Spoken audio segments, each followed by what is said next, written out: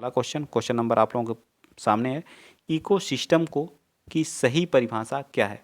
परस्पर क्रिया करने वाले जीव समुदाय, किसी स्थान का अजैविक घटक, पृथ्वी और वायुमंडल क्षेत्र जहाँ जीव रहते हैं, जीव समुदाय और उसके वातावरण का संतुलित तंत्र हमारा क्या कहलाता है? इकोसिस्टम कहलाता है। क्या कहलाता है? इकोसिस्टम कहलाता है। तो 121 का राइट आंसर हमारा क्या आ जाएगा? राइट आंसर हो जाएगा हमारा फोर्थ। ठीक है, क्या आ जाएगा? फोर्थ। जीव समुदाय और उसके जो वातावरण का जो संतुलित तंत्र है वही हमारा क्या कहलाता है? इकोसिस्टम या पारिस्थितिकी तंत्र कहलाता है। ठीक है, याद रहेगा ना। इसमें जीव तथा उसके वातावरण के साथ साथ आपसी संबंधों का हम लोग क्या करते हैं? अध्ययन करते हैं। आगे चलते हैं, नेक्स्ट क्वेश्चन नंबर 122 बताएंगे आप जो है। चलिए 122 बता दीजिए। क्या कह रहा है कि नोक रेक जो हमारा कुछ हमारे जो है उद्यान है, जो नेशनल पार्क है, वो कहाँ पे हैं? मानस तो सबको पता है, मानस हमारा कहाँ पे? असम में है। ठीक, मानस हमारा कहाँ पे? असम में है। दिहांग और दिवांग कहाँ पे है? तो अरुणाचल प्रदेश में है। अगस्त मलाई हमारा कहाँ पे है? तो अगस्त मलाई आप कहाँ बताएंगे? मेघालय में है। या नोक रेक, तो अगस्त मलाई हमारा कहाँ पे? केरल में है। और नोक रेक हमारा कहाँ पे है? मेघालय में है। ठीक, आई होप, मैं आशा करता हूँ कि सारे क्वेश्चन जो मैच किए गए हैं उस आपको आते होंगे। और आप पन्ना बता दीजिए कहाँ पे? तो मध्य प्रदेश में है। ठीक है, मध्य प्रदेश में। दुधवा जिम कार्बेट कहाँ है? तो उत्तराखंड में, जिसका नाम रामगंगा कर दिया गया। ये भी आपको याद होना चाहिए। तो 122 का राइट आंसर हमारा क्या आ जाएगा? ए पार्ट हमारा क्या हो जाएगा? राइट हो जाएगा। क्या हो जाएगा? ए पार्ट। देखिए फर्स्ट का जो है ए का क्या आ रहा है? ए आ रहा है। ठीक है, ए का क्या आ रहा है? ए क्या आ रहा है? 122 का राइट आंसर फोर्थ आ जाएगा। सॉरी, 122 का राइट आंसर हमारा क्या आ जाएगा? पहले का क्या आ रहा है? तीसरा। देखिए नोकरेक हमारा कहाँ? मेघालय में। मानस कहाँ पे? असम में। ठीक है, तो इस तरह से हमारा क्या आ जाएगा? क्वेश्चन नंबर फोर्थ का इसका जो है राइट आंसर क्या आ जाएगा? 4 आ जाएगा। ठीक, चलिए आगे चलते हैं। नेक्स्ट अगला क्वेश्चन आप बताएंगे। क्वेश्चन नंबर 123 बता दीजिए। क्वेश्चन नंबर 123 कह रहा है कि निम्नलिखित में से किसे मेगा डाइवर्स देश के रूप में जाना जाता है? मेगा डाइवर्स देश के रूप में जाना जाता है। ऑस्ट्रेलिया को मेगा डाइवर्स के देश के रूप में जाना जाता है क्योंकि यहाँ पृथ्वी पर पाई जाने वाली जो है लगभग सभी प्रजातियाँ उपलब्ध हैं तथा जैव विविधता अधिक पाई जाती है। ठीक, ऑस्ट्रेलिया में भी जैव विविधता सबसे अधिक पाई जाती है, इसलिए इसे मेगा डाइवर्स कहा जाता है। इसे कंगारुओं का देश भी कहा जाता है। ठीक, कंगारुओं का देश भी कहा जाता है। ठीक, मरले यहाँ पे कौन से? सवाना घास के मैदान, सवाना घास के मैदान भी यहीं पे हैं। सवाना घास के मैदान। इसकी राजधानी जो ऑस्ट्रेलिया की वो कहाँ? कैनबरा है।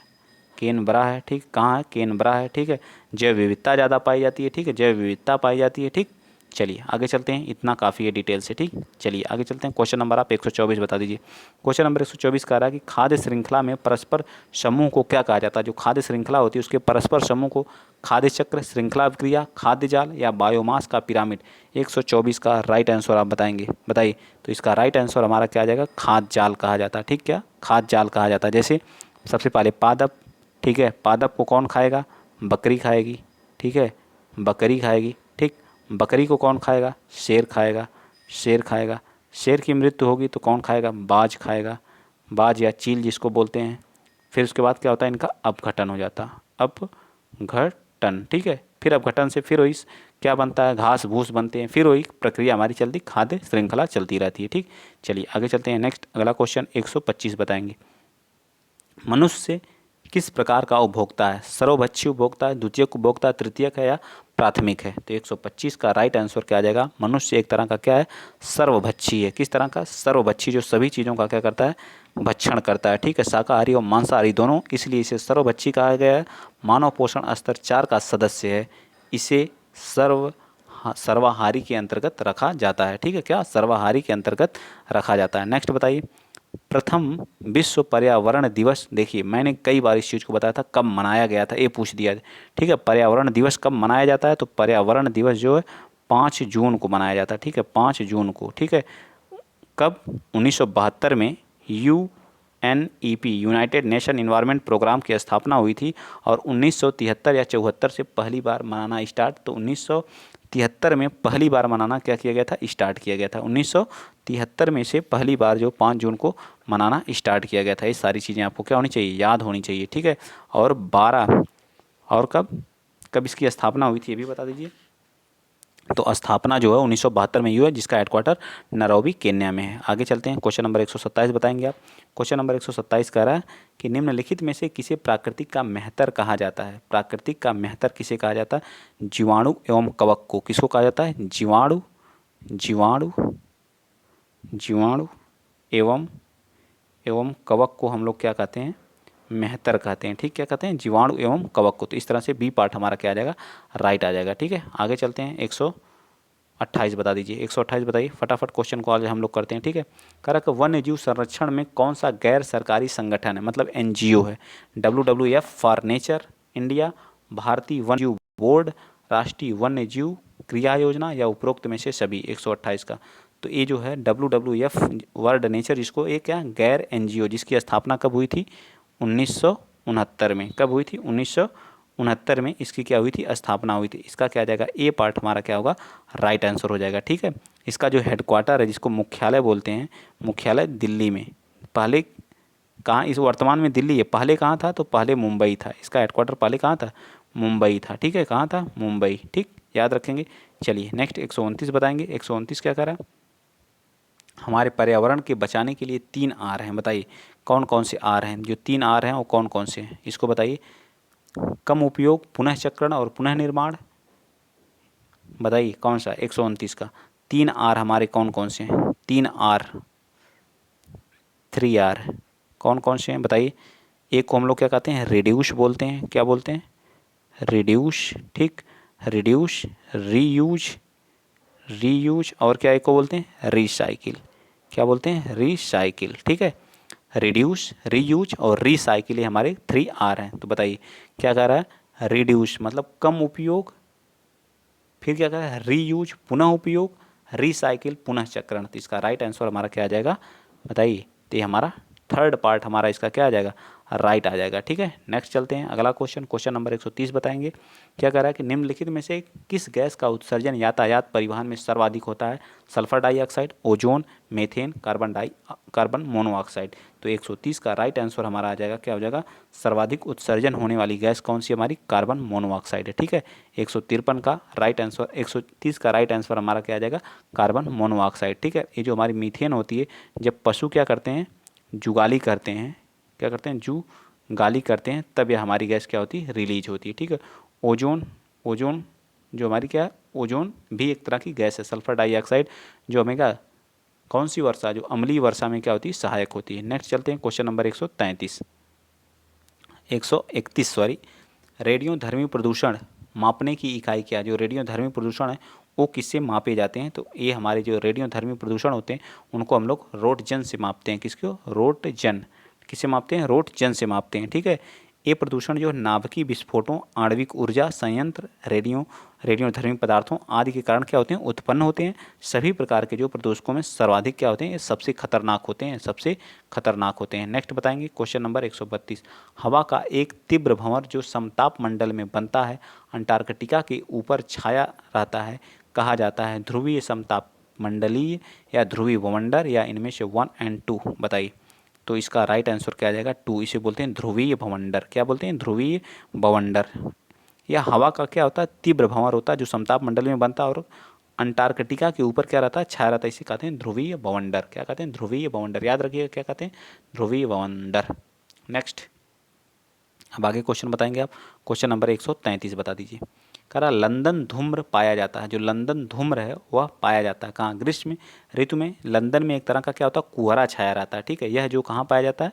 तो शीतकाल में सुबह के समय या शीतकाल में दिन के समय। तो इसका राइट आंसर आ जाएगा। तो कब? शीतकाल में सुबह के समय। जैसे अपने यहाँ कुहरा नहीं पड़ता है ठंडी के मौसम में, वैसे जो है लंदन में भी क्या होता है? कुहरा रहता है। ठीक है, शीतकाल के सुबह के समय जो उत्पन्न होता है, इस धूम्र में दृश्य बहुत कम होता है, मतलब विजुअल बहुत कम होता है, इसलिए इसे क्या कहता है? लंदन धूम्र। लंदन शहर में होता है। ठीक, नेक्स्ट बताएंगे आप 134। मिनीमाता रोग प्रदूषण जनित रोग है जो परिणाम होता है समुद्र में बिखरे तेल से, वायुमंडल में आर्सेनिक जमा होने के कारण, या औद्योगिक पारा या अपशिष्ट पानी से, या मनुष्य के कार्बनिक अपशिष्ट को पानी के पीने के पानी में, या फिर जो है अपशिष्ट को पानी में छोड़ने का। बताइए कौन सा राइट? 134 का राइट आंसर तो हमारा क्या आ जाएगा? औद्योगिक जो होते हैं, जो हमारे इंडस्ट्री होते हैं, उनसे जो पारा होता है, मरकरी होती है, उनसे जो अपशिष्ट को पानी में छोड़ देने से जो है, उनके कूड़ा कचरा फेंकने से जो है, ये मिनीमाता नामक रोग का परिणाम होता है। ठीक है, आगे बताएंगे। क्वेश्चन नंबर 135 बता दीजिए। क्वेश्चन नंबर 135 क्या कह रहा है कि जल चक्र के अनवरत चलने का कारण क्या है। जो हमारा जल चक्र है, जल प्रोसेस जो चलता है, उसके अनवरत चलने का मुख्य कारण क्या है। जल चक्र के अनवरत चलने का मुख्य कारण क्या है, बताइए। सूर्य की ऊष्मा का जल में उष्मित होना, बिल्कुल सही बात है। सूर्य की ऊष्मा का जल को वाष्पित करना, ये भी बिल्कुल सही बात है। जलवाष्प का वर्षा के रूप में धरती पर आना, ये भी जल चक्र का कारण ही है। और ये इस तरह से हमारा क्या हो जाएगा, डी पार्ट हमारा अर्थात 4 पार्ट क्या हो जाएगा, राइट हो जाएगा। ठीक, आगे चलते हैं। नेक्स्ट क्वेश्चन नंबर आप 36 बताइएगा। सब्जी के रूप में सर्वाधिक उपयुक्त होने वाला आलू कौन है। आलू क्या है, तो आलू जो है, आलू क्या है, आलू एक तरह से क्या है, आलू एक तरह से क्या होता है, तना होता है। ठीक है, क्या होता है, तना होता है। तो इस तरह से अदरक भी हमारी क्या होती है, तना होती है। अदरक भी एक तरह से क्या है, तना ही है। तो इस तरह से हमारा राइट आंसर क्या आ जाएगा, क्या आ जाएगा, जड़ है या तना। तो फोर्थ राइट आंसर क्या आ जाएगा, 4। राइट आंसर क्या आ जाएगा, 4। नेक्स्ट चलते हैं। क्वेश्चन नंबर 137 बताइए। CNG का पूरा नाम क्या होता है। Compressed natural gas. क्या होता है, कंप्रेस्ड नेचुरल गैस। क्या कहाँ लिखा गया है, तो इस तरह से हमारा क्या आ जाएगा, राइट आंसर बी पार्ट हो जाएगा। नेक्स्ट बताइए 138। कीटभक्षी पादप किस मृदा पर उगते हैं, उसमें कौन सा तत्व नहीं होता। जो कीटभक्षी पादप होते हैं किस पे, नाइट्रोजन, कार्बन डाइऑक्साइड, सल्फर या पोटेशियम पर। 138 का राइट आंसर क्या आ जाएगा, नाइट्रोजन पर उगते हैं। ठीक है, किस पे, नाइट्रोजन पे। ठीक, नाइट्रोजन की कमी को पूरा करने के लिए ये पौधे कीटों को खाते हैं। इस प्रकार पौधों को प्रमुख उदाहरण क्या है, यूट्रिकुलेरिया है। क्या है, यूट्रिकुलेरिया। इसका मेन उदाहरण क्या है, यूट्रिकुलेरिया। क्या है, मैं यहाँ लिख दे रहा हूँ, यूट्रिकुलेरिया। ठीक है, यूट्रिकुलेरिया। ठीक है, यूट्रिकुलेरिया। ठीक है, यूट्रिकुलेरिया याद रखेंगे। ठीक, चलिए आगे चलते हैं। नेक्स्ट अगला क्वेश्चन नंबर आप 139 बताएंगे। बताइए क्वेश्चन नंबर 139 क्या कह रहा है, फटाफट बताइए आप लोग। क्वेश्चन नंबर 139 क्या कह रहा है, क्वेश्चन नंबर 139 क्या कह रहा है, इसको बताएंगे आप लोग, बताइए फटाफट। कह रहा है, जब एक जीव लाभ लेता है बिना दूसरे सहजीवी को प्रभावित किए, उसे क्या कहते हैं, परजीवी, मृतोपजीवी, सहजीवी या सहजीवी। बताइए 139 का, बताइए 139 का राइट आंसर हमारा क्या आ जाएगा, सेकंड राइट आंसर। उसको क्या बोलते हैं, सहजीवी। क्या बोलते हैं, सहजीवी। एक तरह का क्या बोलते हैं, सहजीवी बोलते हैं। जब एक जीव दूसरे जीव को बिना हानि पहुंचाए जो है लाभ प्राप्त करता है, तो उसे सहजीवी कहा जाता है, अर्थात लाभवर्धक संबंध या सहजीविता कहलाता है। ठीक, आगे आइए। क्षोभ मंडल सप्ताप मंडल का सबसे तप्त भाग है, क्योंकि जो क्षोभ मंडल है वह वायुमंडल का सबसे तप्त भाग है, क्योंकि इसमें अवशोषित कण है, या सूर्य के निकटतम है, या पृथ्वी के पृष्ठ के तप्त होता है, इसमें उष्मा पैदा होती है 140 का। तो इसका भी राइट आंसर हमारा क्या जाएगा, या पृथ्वी के सबसे क्या है, निकट होने के कारण और तप्त होता है। ठीक है, आगे चलें। इसमें मौसम संबंधी सारी घटनाएं इसी में होती हैं। ठीक, आगे आते हैं। नेक्स्ट क्वेश्चन नंबर 141 बताएंगे आप। जो 141 क्या कह रहा है, बताइए फटाफट। 141 कह रहा है कि निम्न में से मौसम साफ बनने में मदद करता है क्या, चक्रवात, प्रतिचक्रवात या इनमें से दोनों। तो जो हमारा क्या करता है, प्रतिचक्रवात जो होता है मौसम साफ बनने में क्या करता है, मदद करता है। नेक्स्ट, सिल्वी कल्चर का संबंध है वन एवं वन उत्पाद से, सिल्क से, अर्थात किससे, वन एवं सिल्वी कल्चर की बात कर रहा है ना 42 का। तो सिल्वी कल्चर वन एवं वन उत्पाद से संबंधित है, किससे, वन एवं वन उत्पाद से संबंधित है। ठीक है, क्या है, वन एवं वन उत्पाद से संबंधित है। इसी के तहत जो व्यापारिक स्तर पर क्या किया जाता है, वन एवं उत्पादों से संबंधित कृषि की जाती है। ठीक है, व्यापारिक स्तर पर सिल्क या रेशम का उत्पादन, सेरीकल्चर जो रेशम का उत्पादन होता है, या सिल्क जिसको क्या बोलते हैं, इसको सेरीकल्चर बोलते हैं। क्या बोलते हैं, सेरीकल्चर। ठीक है, सेरीकल्चर बोलते हैं। ठीक है, सेरीकल्चर बोलते हैं। नेक्स्ट चलते हैं आगे। क्वेश्चन नंबर आप बताएंगे कौन सा, देखिए क्वेश्चन नंबर रहा आपका 43। बताइए 43 क्या कर रहा है कि रेल परिवहन के लिए सबसे लंबा प्लेटफार्म कौन सा, बताइए। तो सबसे लंबा प्लेटफार्म आपका कौन सा, गोरखपुर है। ठीक है, कौन सा है, गोरखपुर हमारा क्या आ जाएगा, राइट आंसर आ जाएगा। ठीक, गोरखपुर जो हमारा उत्तर प्रदेश में स्थित है, कहाँ पे है, उत्तर प्रदेश में, यूपी में क्या है, स्थित है। जिसके सीएम कौन है, योगी आदित्यनाथ जी हैं, और यहाँ की गवर्नर कौन है, आनंदीबेन पटेल है। यहाँ लोकसभा की सीटें कितनी हैं, 80 हैं। 80 लोकसभा की हैं। राज्यसभा की कितनी है, 31 है। विधानसभा की कितनी है, विधानसभा की कितनी है, 403 है। और विधान परिषद की कितनी है, 100 है। सारी चीज़ें आपको मैं कई बार बता चुका हूँ, तो याद होनी चाहिए। आगे चलते हैं। नेक्स्ट अगला क्वेश्चन आप बताएंगे 144। बताइए क्या कर रहा है 144। भारत की 8वीं अनुसूची में कितनी भाषाएं हैं, टोटल भाषाओं की संख्या कितनी है, कितनी हैं? तो 22 भाषाएं हैं, ठीक है, वर्तमान में, ठीक है, वर्तमान में कितनी हैं? तो 22 हैं। जो मूल संविधान था उसमें कितनी थी? जो मूल संविधान था, मूल संविधान जो हमारा बना जब, तो कितनी भाषाएं थी? तो मूल संविधान में जो कितनी भाषाएं थी? 14 थी। सबसे पहले कौन सी 15वीं भाषा जुड़ी? तो सिंधी, ठीक, कितनी? सिंधी, ठीक है, सिंधी भाषा, ठीक। चलिए आगे चलते हैं। क्वेश्चन नंबर 145, उत्तर प्रदेश का राजकीय वृक्ष क्या है? तो हमारा क्या है? बरगद है, नीम है, अशोक है, तो अशोक है, ठीक है, क्या है? अशोक है। तो ये पार्ट हमारा क्या हो जाएगा? राइट हो जाएगा उत्तर प्रदेश के बारे में।